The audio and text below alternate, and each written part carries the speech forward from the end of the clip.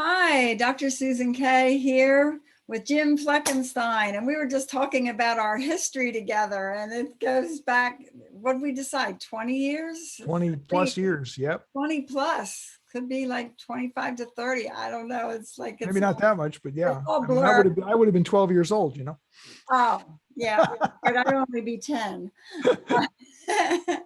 But it's so great to have you here, Jim, to tell folks about your new masterclass. He's always got something up his sleeve every time we've done presentations together, or I'll call him from a traffic jam because I'm bored and just say, hey, Jim, what are you doing? You know, it's been a year or two. What's going on? So here we are, and he's going to let you know what he's up to and dates and how you can be involved. And I've been listening to him, and I'm overwhelmed and excited because he's doing such great work, and I'm really honored to still be called friend and colleague. Thank you. That's not going to stop. I have tremendous appreciation for you and the work you've done and where you've positioned me in my career. So yeah, we're going to stay together. Perfect. All right. So PowerPoints you want to bring up for folks? Sure. Okay. Let me do that real quick, just because it's easier if I have something to remind me, because I'm old. I don't look old, but I am old.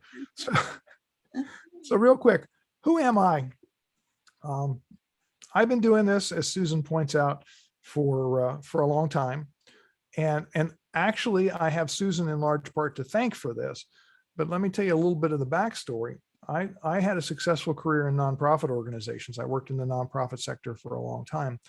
And I was very successful at it. I raised millions of dollars for charitable organizations over the years. And I had, you know, the good life. I had a family and a nice house and a nice car and a nice career. And then long about 2000, the roof caved in, so to speak. My 25-year marriage ended, and I was kind of left with a, gee, now what? How did this come to pass? And you know, some things were obvious, but a lot of things weren't. And I have the kind of turn of mind that says, well, when you don't know something, you go find out. So I started the process of going to find out. And that process led me through a number of hoops, including some pretty negative ones. But I just started studying, and I started studying hard because that's what I do. I enrolled in a graduate degree program, and I started digging through books and digging through magazine articles. And I spent time at the Library of Congress because I live in Northern Virginia. So I could do that. I could just get on the subway and spend a day at Library of Congress, because I kind of took a time out from that career and said, you got to figure out what's going on in your life. And I was fortunate enough to be able to do that. And so I started studying and started learning things. And I helped found a regional support group that I thought would be helpful to me. And out of that, I helped create a national organization that ended up holding 5 national conferences on relationships. And it was like, wow. And because I started doing that, I started getting to hang around with some really smart people. And among the really smart people I got to hang around with was Susan. And it was so funny, you know, I got a call from her. Like she says, sometimes she just picks up the phone and gives me a shout. And I got a call from her in, well, it was probably late 2001. And she says, hey, guess what? I'm going to be presenting to the American Association of Sexuality Educators, Counselors, and Therapists. And I said, oh, good for you. That's really great. And she said, yeah, but I was going to be doing it with my mentor, Bill Staten, who's one of the walking, living gods of the relationship world. But Bill's had something come up and he can't do it. Would you like to co-present with me? Yeah. And I said, yeah, sure. Okay. What am I doing again? Yeah. What am I doing here? I mean, talk about not being able to fill somebody's shoes. I wasn't, you know, qualified to shine Bill Staten's shoes, but Susan had faith in me, what she'd seen of me up to that point, and said, no, you can do this. You got this. And I said, okay, we'll give it a try. And so what happened was, after, you know, it kind of launched me in an interesting direction. And since then, I've done all of these. Yes. Oh You my know, goodness. I've talked to over a dozen professional conferences in the sexuality and relationships fields, the American Association for Marriage and Family Therapy. I've done ASECT 7 times. I've been invited back to speak to them on what I've learned. I've done the Society for the Scientific Study of Sexuality. I've done the Society for Sex Therapy and Research. I did a training program for the Sexual Health Alliance, Modern Sex Therapy Institutes. I've been doing a lot of stuff, and building on what I've learned and helping people along the way. I've also done a bunch of conferences for lay people. So I've reached hundreds of individuals with relationship challenges, and I've reached scores of helping professionals with what I've learned over these years. And so it's been a heck of a roller coaster ride for the last 20 years. But along the way, I developed my own approach. I began to see where the existing programming and approaches to relationships, a lot of smart people did some really smart things, but there were holes in it. And so I began to try to fill in those holes. And as I began to try to fill in those holes, I began to see opportunities for synergies where things could come together and be better together, could be mutually reinforcing. And the bottom line of that was I ended up creating my own approach to relationships, and it's called Affirmative Intimacy. And from that, it's like, okay, I've been doing this one-to-one or one-to-few stuff for, at that point, 18 years. And now I have this kind of unified theory of relationships. And so how do I take this to the next level? So, I go from being able to do it real time. I said, well, how do I start publishing stuff? So I was doing relationship research, and I got the opportunity to start doing publications in peer-reviewed journals like Sexual and Relationship Therapy and the Archives of Sexual Behavior and the International Encyclopedia of Sexuality. My own kind of super mentor, the late Bob Francoeur, was the editor of that publication. It's 2 o'clock. Once again, he said, hey, Jim, you know some stuff. Can you write for this? And I said, Bob, this is like some of the most prestigious people in the world in this book. And he's like, you belong, you can get in there. And I'm like, okay. So I began to publish to professional audiences as well.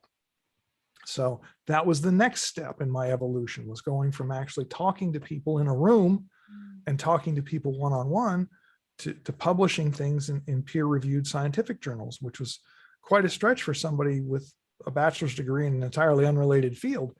But I was doing good work, and it was recognized, and it's like, wow, this is awesome. So it's like, okay, so what's the next step beyond that? Because I'm still talking to professionals, right? So the next step beyond that was write a book. And everybody says, write a book. So, okay, I wrote a book.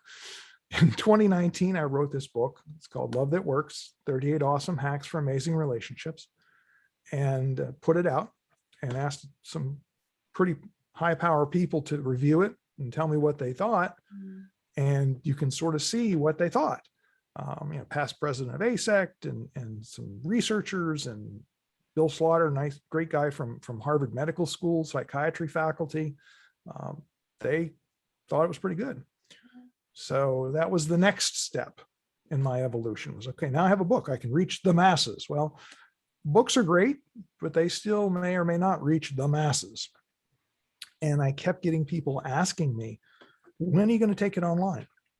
When can I get a video of your stuff? And I had a group in Austin where Susan is, who took the book and was reading the book. It was a reading group out of a small local church. And they were reading the book. And they got to me and said, hey, can we get a video? Because we want to take this video to the church, to the relationships minister, or whatever they call the person. And I said, wow, that's pretty powerful. I mean, they loved the book, but the book wasn't enough. So the next step was, okay, I have to do some programming for these audiences and take my affirmative intimacy method and message, which is in the book. The book is about that, but in a more personalized way, if you will. So that's kind of what has brought me here today to talk with Susan and so forth about what's going on. So that's a little bit about who the heck I am, and where I've come from, and where I am today is, I style myself, I'm a relationships educator, researcher, author, and coach. So that's what I do. That's my story, and I'm sticking to it. So, well, thank you for all that. I didn't realize a quarter of what you've done is, that is incredible. well, that's what you get for only calling me every couple of years, Well, here we are today, and we won't let that happen again. There you go. I definitely want to use your book for my clients as well. I think that what you've put together there is for everybody, no matter what shape, size, color, orientation, age, there's messages in there for everyone. Absolutely. And yeah.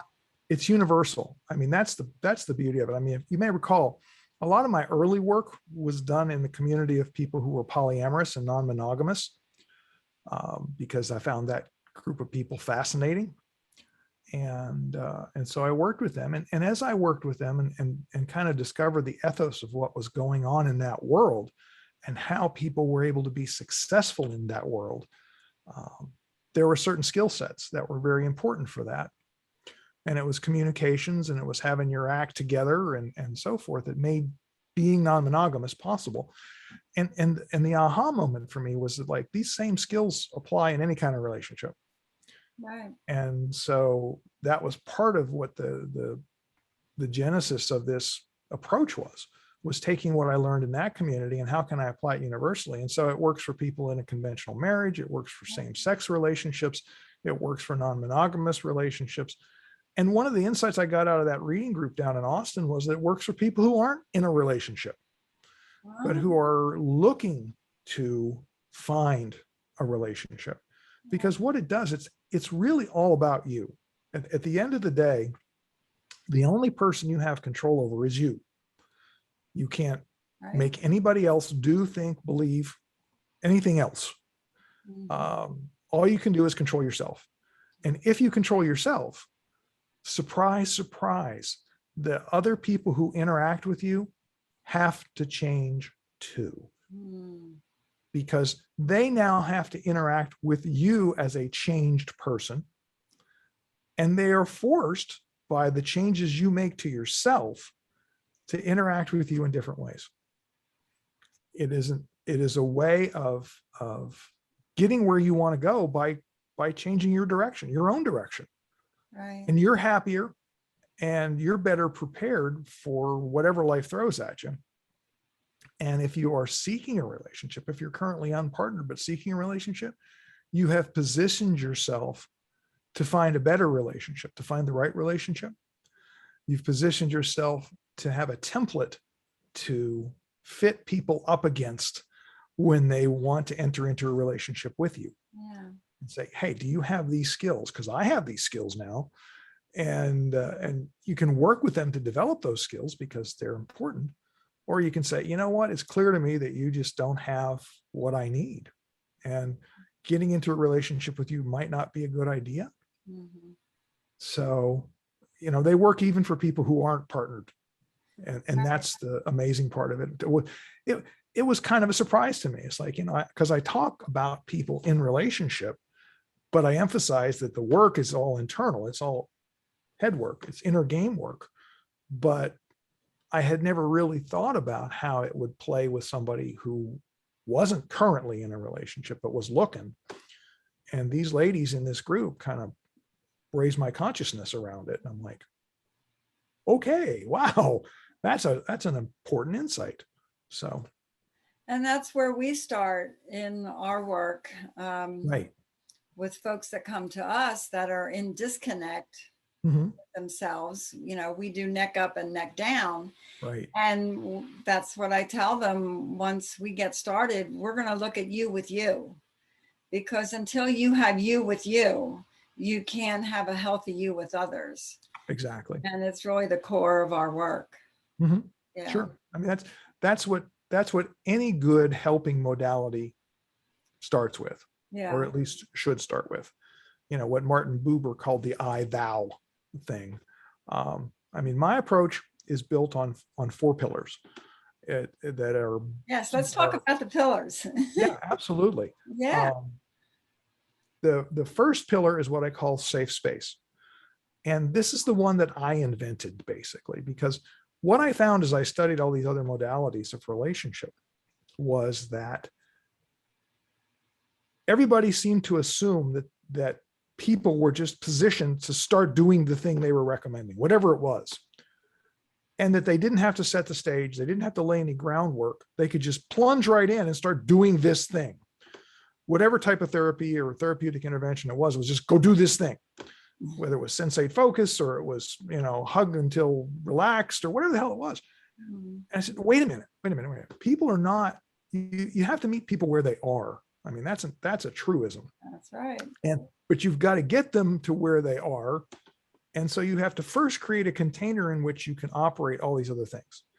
And interestingly, the medical profession had figured this out. Some people in the pharmaceutical field had figured this out for much the same reason.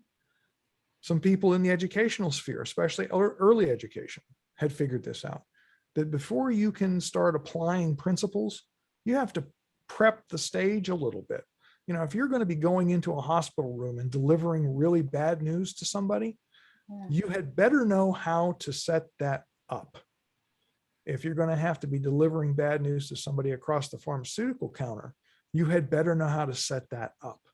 And if you're going to be teaching small children, whatever you're going to be teaching small children, you had better know how to set that up. But the therapeutic community, the relationship community, never figured that out. That was from some other planet for them. So a safe space is the process that I've developed to help people set the stage. Why are we here? Why are we going to have this conversation? What are we to each other? Why is this important? Why are you important to me?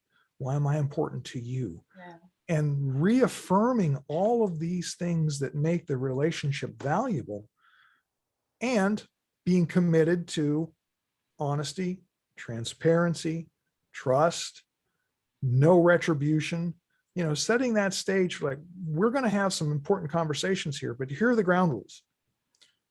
And so I teach people some techniques and approaches to set the stage so that they can then apply the other stuff that I'm going to recommend to them. The foundation. It's the absolute foundation. But nobody else teaches that in an explicit way. They just assume something, and assuming, what assuming does, it makes an ass out of you and me. So yeah, the second pillar is called structured dialogue. And that is borrowed from the work of a number of psychologists, but also people in the business world. It's the art of how to construct a difficult conversation. And at first it seems really awkward. It's very structured, structured dialogue. It's very awkward at first, but it ensures that you can understand your partner or the person with whom you're conversing. And hopefully it ensures that they in turn can understand you. And at first it's real formal and structured and awkward, but the more you do it, the better you become at it, and the more you can shortcut it. And eventually it just becomes second nature. It's just your style of how you approach conversations, especially difficult conversations. And so now you've kind of set the stage, and you've adopted a methodology that allows you to understand and be understood. The third pillar is what I call mindful reason. And it borrows from cognitive behavioral therapy and the ancient Eastern practice of mindfulness, which is now all the hot thing. I thought about people being mindful before being mindful was cool, and how to apply kind of mash these two concepts together.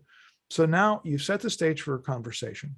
You've had a conversation where you understand and are understood.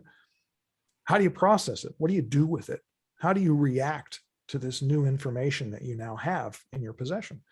And mindful reason is the way that you do that. It's the way you keep from getting triggered, step away from negative reactivity.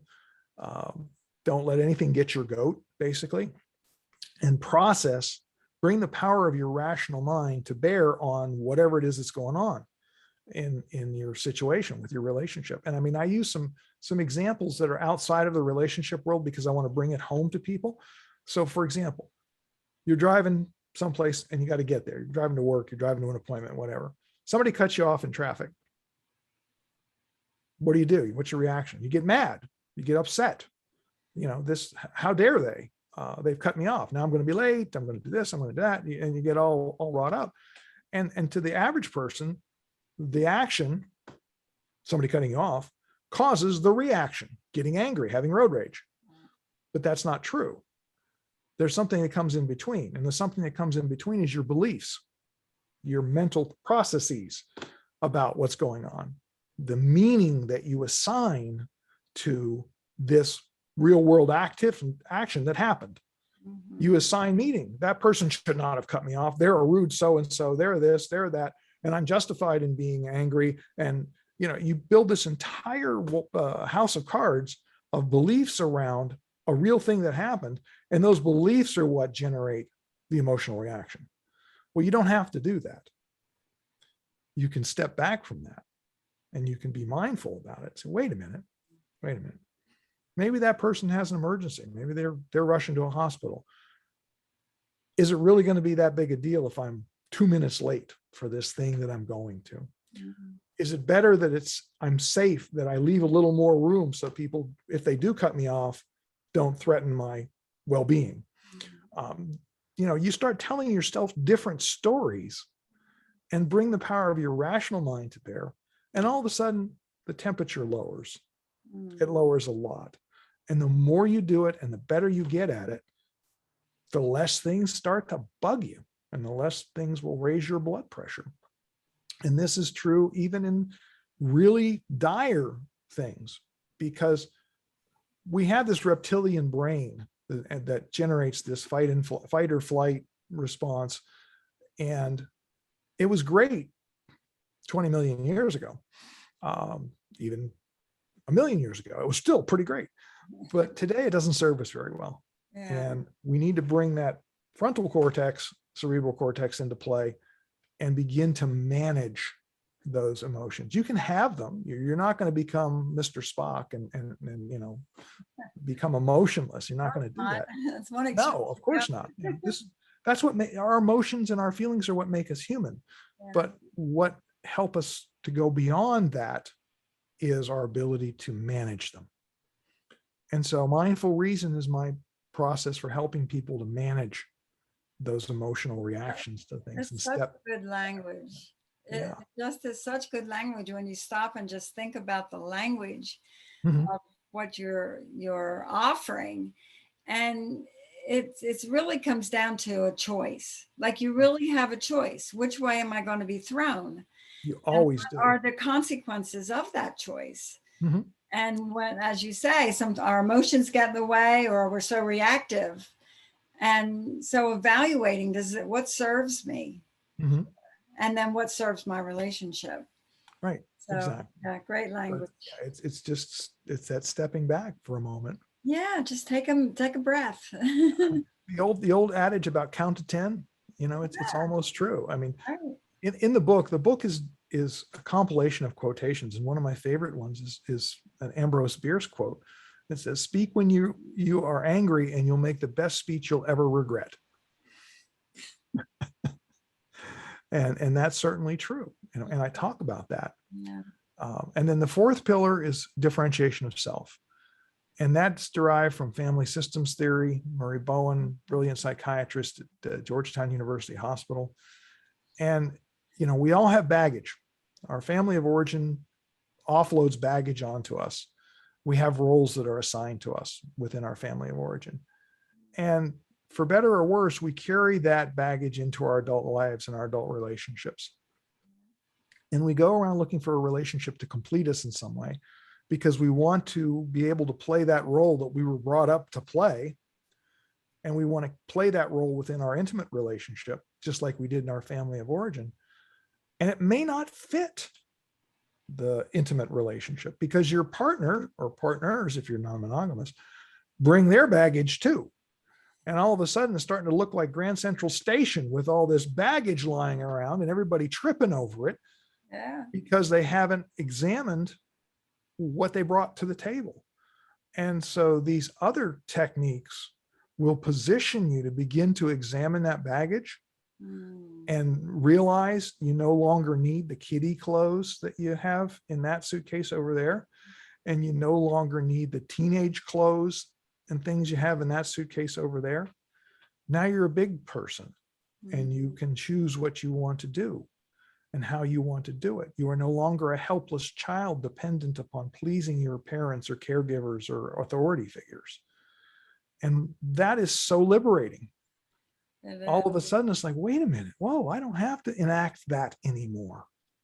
I can be a whole person, not dependent on a relationship to complete me, not dependent on another person to complete me, not depending on a role in society to complete me, a job, a position, a title, wealth, fame, whatever it is. I can become an independent human being, a full and complete human being who then chooses to enter into a relationship and bring that full self to that relationship. And by, again, doing that myself, I encourage my partner to begin that process for themselves. Yeah. And all of a sudden, instead of two halves desperately trying to fit together some way to make a semi sort of kind of functioning whole, we have two whole people teamed together to get where they want to go together. And that's the fourth pillar. That's the highest order of behavior, if you will. If you go to Maslow's hierarchy and your self-actualized adult. Right. And how I frame it is plain damn you. If you Right. have the nature part that you have no say over that. You have the nurturing part where you were born and how you have no say over that. Right. And so the other third for me is plain damn you. Mm-hmm. And how do you grow yourself up and discard or keep what you got through your nature and your nurture until you push your way up to the hierarchy of right. with you. Right. Plain damn you. You create yourself. You really do. And people are afraid of that. It's like Marianne Williamson's quote about being afraid of our power. We are afraid of our power. Yeah. Because when you were little, if you stepped outside those boundaries, you got slapped down for it. Yeah. If you were lucky, you only got reprimanded. If you were not lucky, you literally got slapped down. Yeah. And it's hard to transcend that. You got to bring some. There's a lot around what's normal. Yeah. And that's my book. I don't know if I've shared with you. I'm almost finished with my book. Am I normal if? Right. Because that's what we hear in our office, right? Am I normal if my eyebrows are not the same shape, or all the stuff that the containers. Yes. To fit in. Right. There is, it's like a fish doesn't know he's immersed in water, and we don't know unless we bring our conscious mind to it. That we're immersed in a social structure that prescribes certain things. And the unexamined person moves in that ocean of prescriptions without noticing what, and some of them are very good. You don't lie, cheat, or steal because that's socially disapproved of. Those are beneficial. There are certain norms and mores that are beneficial, that allow us to get along in society. But there's a whole bunch more that may have once served a purpose or may not have. They may have been a whim, a fad, whatever, that don't serve a positive purpose in our lives, and we can jettison them. We can stuff them in those old suitcases and throw them in the dumpster. The suitcase beauty of it all. Yeah. And it's like there's just so many of them, and some of them are from religion and some of them are from culture, and you have to, it's again why mindfulness precedes differentiation, is learning how to step back and examine and make a conscious decision about something. And a differentiated person doesn't depend on being normal or feeling normal. Doesn't depend upon social approval for what they think or feel. And beyond what the law requires, to avoid jail. They don't care what society's rules about their behavior are. Yeah, well, when people say to me, am I normal? If I say, well, let's find out what's natural for you. Right. Let's go down that road. Right. And so switching the thinking, and it's in the language, you know, like as I comment about, I think your language is just perfection around what your message is and what people need. Yeah. So tell us about how you have some dates and timelines coming up you want to let folks know about? Yeah, the next step in my evolution beyond the book is to try to start developing, in response to the requests I'm getting from people, develop some online trainings. And so the first of the online trainings that I've created is a what I call a masterclass. And it's a 90-minute presentation. It's called How to Avoid Life's Barriers to a Healthy, Happy Relationship. And it's an opportunity to get a little bit deeper dive into my 4 pillars of affirmative intimacy and how it might work to help you in your life and in your relationships. And so I've got this available, and I'm going to share the URL for it here. Give me a minute and I'll bring that up.